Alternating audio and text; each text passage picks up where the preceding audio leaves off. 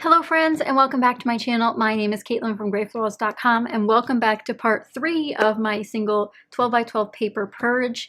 As several of you guys know from watching the previous episodes, and if you haven't, they'll be linked down below for you to watch. But I'm currently trying to essentially half my paper so that it's easier for me to for my upcoming move, and so I have more space for creativity and just, you know, make it all work for me and get rid of those things that no longer serve me or will serve me. But today I think it's going to be fun because I have not looked through this paper stack in so long, so I'm not really sure what we'll find in here. But this is my multicolor 12x12 individual papers. A lot of these are like pulled from paper stacks and then just shoved into this rack, or like this one on top I purchased and didn't know where to put it because there's a pretty equal balance of colors here, so I didn't know where to file it if I put it under one color. So we'll see what we're in for, but as always, I'm going to try to half this if possible. If you guys haven't seen the previous episodes, again, they'll be linked down below, but I only pretty much have like an inch worth of paper so far that I've kept. So I'm really happy with that. And again, individual papers are not my forte. I usually go for paper pads. So you'll see, if you haven't watched the paper pad purge video, you'll see more of my paper pads there. And that's where I get a lot of my stuff from. But today we're diving into multicolor, and I think it'll be easy to half this one, especially some are leftovers from paper pads. So to get started, we have this really thin but really super cute animal print paper. One of those Joann's, what, 10 for $2 or 20 for $2 deals that they do.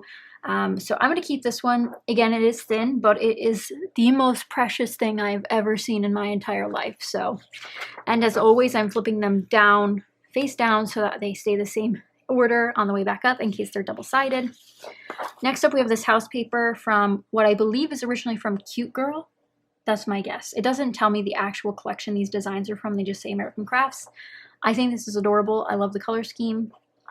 Obviously, since it is just a really, really thin paper, it's not like I could do mixed media on it or anything. I do think I could use it as a layering piece, even though it won't necessarily be a background piece, or I could try to layer onto some other cardstock so it's a bit thicker. Same goes for, okay, it seems like we have a trend here going on. I bought a bunch of these during that Joann sale, a few, definitely probably 2019, I haven't touched any of them. Really adorable, really cute though. What is this, Paige Evans, Jen Hadfield, I'm not sure. This one's Paige Evans. Inspired design, really cute. For keeping. This one, again, been in my stash for quite some time. I don't know what the heck kind of page I would use this on, so I'm going to pass this along. I do love the color scheme though, really do. So we're going to pass that one along. Actually, I'll keep those ones face up. This is funny because these are actually from that same Target Valentine's Day collection that I showed you guys a bit ago in a different series, different episode of this little series that we're doing. These are too loud for me, not my normal bright color scheme. I don't normally do that. This pink fresh one,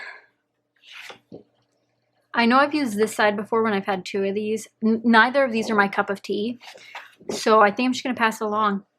It'll be okay. Pink Fresh Dew is my absolute fave designer. It's probably the one I own the most from. Yeah, I would never use this side, so I don't know why this side is up. I usually don't do too many purges. Purging 12x12 paper is something that is so annoying because if you want to sell it, you have to ship it, and shipping's expensive with 12x12. Or to donate it, it's hard to find a place that'll actually take 12x12 papers and actually not throw them away. So this one's not my cup of tea either, but I know the place I'm donating to will get a lot of use out of these papers, so I'm not too worried about it. This one I'm a bit more tolerable of. Oh, look how precious. This should really go in my Christmas, but I like the floral side, so that's okay.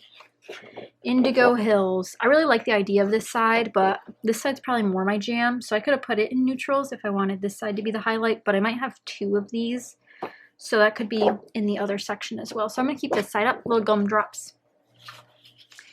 Not my style. What is this, My Mind's Eye? Yeah, I own a lot of old My Mind's Eye because I used to get gifted a lot of scrapbooking supplies when I was a kid for my birthday. So 2009, looks like I got this for my birthday. Really pretty, just not my style anymore. Not my favorite color scheme. I believe this is Kaiser Craft.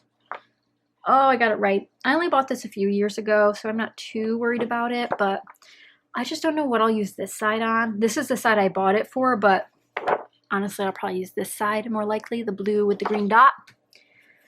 Another My Mind's Eye. Oh, we got it right. 2009 yet again. This one's very retro, and while I do enjoy it, I know I won't use it. Like I haven't since 2009. Another Kaiser Craft. I bought it at the same place because it was on clearance. I like both sides. I really wish I could keep both, but this floral is so interesting that I think I'd have to keep this. Fiesta Collection. Here's one from a paper pad. I do like it. I guess I'll just keep it. Another one from Simple Stories. Oh, look at these are all from, these two are from the Simple Stories Life in Color. I just said this in the last episode. I actually got rid of the paper pad but kept a few from it, so these could go with the rest of the scraps that I kept, but that paper pad was mostly cut aparts that I really didn't like. It was like realist photos mixed with like quirky like quotes or little images, so I think I'm going to keep these two. I really loved using this one the last time I used it. And a floral. Guys, you know me. I'm going to keep every floral that is in my color tones. Are these not 12 by 12? Sometimes things don't look square to me anymore. It really concerns me because usually they are square. Okay, we're going to Stripe City. Okay, let's just spread out some of... All of these together is so chaotic. I do apologize if your eyes hurt from it. This one, I believe... Oh, it's double-sided. Okay, this is from, I don't remember who made the kit, but I had a baby kit, a baby scrapbook kit that was gifted to me that was double-sided. I want to say Creating Keepsakes, but I'm not sure they made kits. I used the crap out of that kit, I'm not going to lie, but this like baby yellow side, which is hard to see on camera. Not my cup of tea, though. This is from a paper pad I just got rid of, and I believe this is the same paper pad. I'm not sure. Or is this a different paper pad?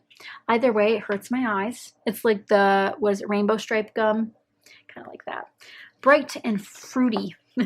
These ones are from Current Ink. We've had a couple of those show up. I think this would be super cute to use because there's something about it that's so endearing because it is that very 90s vibe. Like just putting a photo here, a 90s photo would work. I think I'm going to keep this one, which is surprising. There's just something about it that I adore.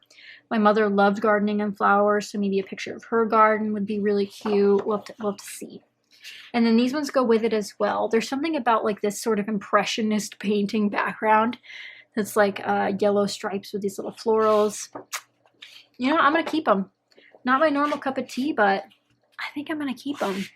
And that is it for my multicolored. This is a smaller stack than the other ones we've gone through, so I'm not surprised. But did we half it? I'm not sure. Actually, I really don't think we did. Oops. Oh, you know what? There's a pretty hefty stack here. Nope, we didn't half it. That's okay. We made up in some other areas. This side's definitely shorter than this side. Now, I will say a lot of these are cardstock, much thicker than these thinner ones.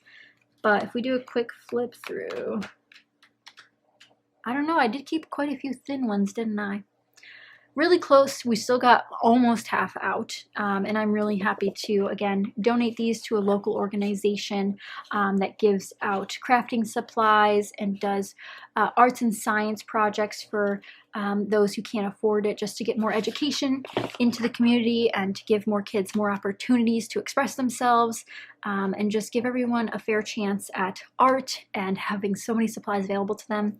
So I'm excited to donate these. I know the colorful ones were surely went over some of the kids, and then some of the like vintage ones will probably go to some adults looking to find some cheaper supplies. So I'm super excited to pass these along. Now, we may not have hit our 50% mark, and I could probably part with a few more of these, but I'm pretty happy with my choices. Some of these excite me. There is nothing cuter than this candy cane paper, except maybe this one. Like this one's also pretty cute, but I like that there's a variety of style. In this paper section specifically, there are so many different types of styles in here, from like the vintage, the impressionist, to the doodle, to the whimsy.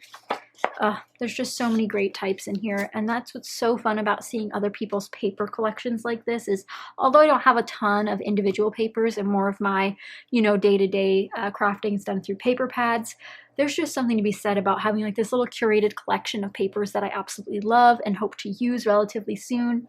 I think once I do move into my new place and, you know, get settled and start crafting again, I think I want to do a challenge about using just loose sheet papers, because I do reach for my paper pads almost every single time.